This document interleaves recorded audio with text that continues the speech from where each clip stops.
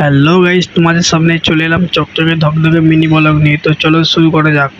এই গাইস, তোমরা দেখতেই পাচ্ছ সকাল সকাল আমার সামনে চলে এলো একটা ব্যাগ। তো अच्छा। ব্যাগটা খুলতে কিছু বেরোলো পাকান। পাকানগুলো দেখেই ভাবছি 1.5 বছর পাকান খাওয়াই না, কারণ 1.5 বছর আমি মুম্বাইয়ে আছি। अच्छा। তো পাকানগুলো সামনে পেয়েতে আমি তো হাতে পায়ে করে খেয়ে নিলাম। না না, মানে হাতে করে খেয়ে নিলাম।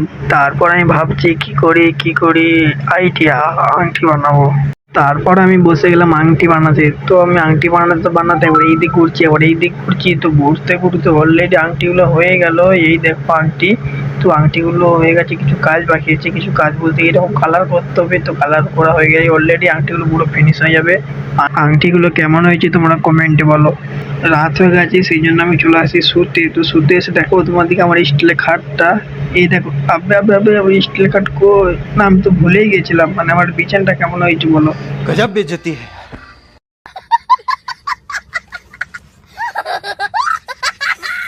তারপর আমি ছুটে যে শুয়ে পড়লাম। তো তোমরাও শুয়ে পড়ো। আজকে ভিডিওটা এখানেই শেষ করলাম। লাইক কমেন্ট সাবস্ক্রাইব করে দিও প্লিজ।